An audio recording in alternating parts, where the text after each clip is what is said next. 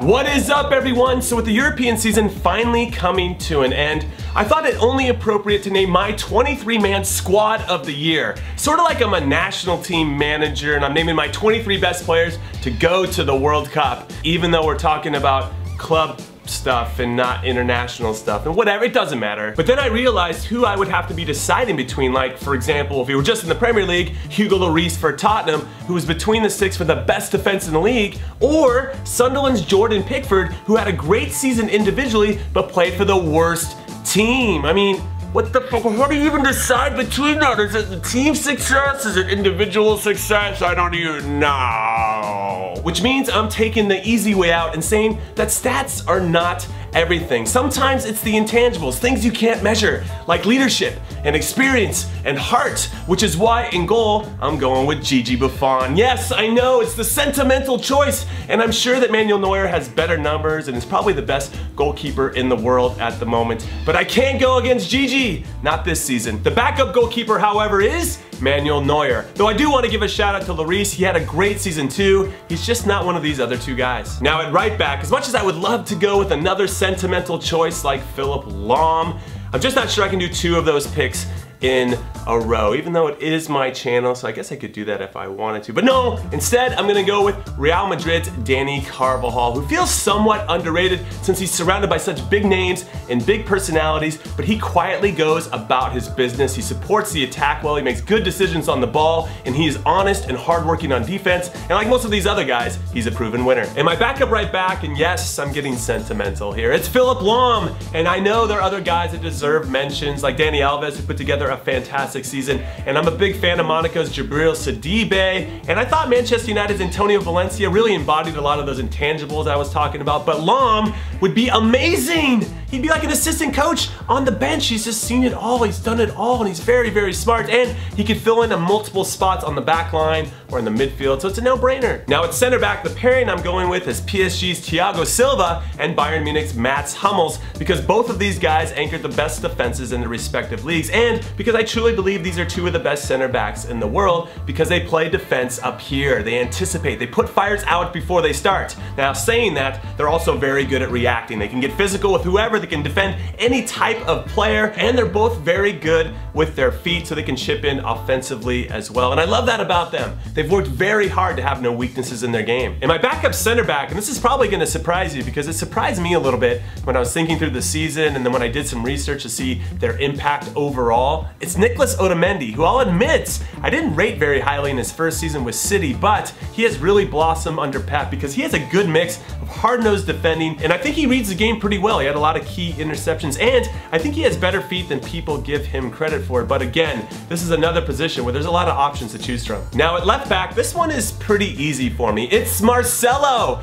The Brazilian from Real Madrid might not be as classically trained in the position as, let's say, Paolo Maldini from AC Milan, but his high energy style for getting up and down the sideline, complemented by his infectious enthusiasm when he plays, complemented by his ability to make big plays on both sides of the ball, means that he would probably end up being my captain. And my backup left back is gonna be Juventus's Alex Sandro, who barely edges out Bayern's David Alaba, but both players make playing this position look too easy at times. Now in midfield, and I'm going with a 4-3-3 formation in case I hadn't mentioned that yet, there's only one person in the world that I want protecting the back four, and his name is N'Golo Kante. And I don't care if he doesn't have the sexy stats that the top stat outlets want to see to warrant consideration for being one of the best players in the world. This, like I said before, isn't always about the numbers, though I do appreciate that numbers are important. But sometimes this is about instilling confidence in others. And Kante for me is the glue for any team that he plays for because his teammates know that he is going to do the dirty work, that he has their back at all times. And I know from experience that that can elevate the games of the players around him. And the two players playing off of Kante's shoulders are also from the Premier League, going for that whole chemistry thing. It's Tottenham's Christian Eriksen and Manchester City's Kevin De Bruyne.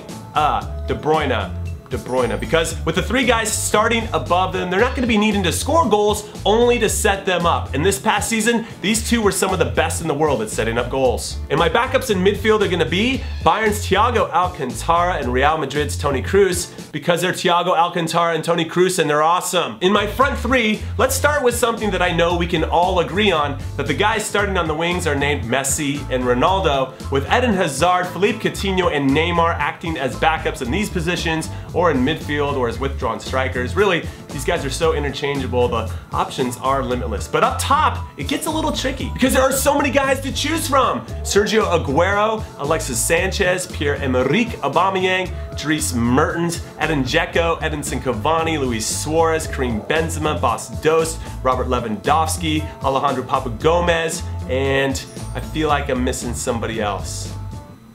Harry Kane? But I could only choose 3 and they all had very, very, very good to great or awesome seasons. So here's what I'm thinking, and feel free to disagree with me, and I'm pretty sure that you will. I want a small, nimble finisher who is super quick and opportunistic, and this season, I think Mertens was better at that than Aguero and Sanchez, so Mertens is gonna be in my team. Then I want an agile big man or two in the team that can get in the middle of 2 center backs and bang around and hold the ball up, but also has the pace to get behind the defense and stretch things out, which means it's gonna be between Jesus. Most of these guys can do what I'm asking for. But Edin Dzeko and Edinson Cavani, I thought, were a cut above the rest this season, and yes, I know that they miss easy chances quite often, but they always consistently find themselves in good spots to score, and that's not easy to teach. Also, I think I have a soft spot for guys that were ridiculed in the past, maybe even by me, only to fight through that adversity to have their best seasons ever. That is not easy to do, and that deserves our respect, as does the historic season that Edin Dzeko put together at Roma. 39 goals and 9 assists in 41 games in all competitions, which means he's gonna be my starter. So as a recap, here's my starting team in a 4-3-3 formation.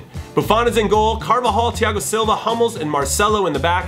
N'Golo Kanté sitting right in front of them, Christian Eriksen and Kevin De Bruyne off of his shoulders, Messi and Ronaldo on the wings, and Edin Dzeko in between the 2 center backs. For my subs, we have Neuer, Lahm, Otamendi, Alexandro, Kroos, Thiago, Hazard, Coutinho, Neymar, Mertens, and Cavani. And if I'm counting, that's 1, 2, 5, 7, carry the 4, that's divided by 6. That's only 22 players! Who do I bring in? Do I bring in another defender? I'm a little thinner. No, never! We need more attacking options. So let's go with Pierre-Emerick Aubameyang. Also, this was hard. Also, don't bother telling me that I'm wrong. I already know that you think I'm wrong. So give me your starting 11 and give me your reasoning so I can understand what's going on inside your brains. All right, that's it. I'll see you tomorrow. Later.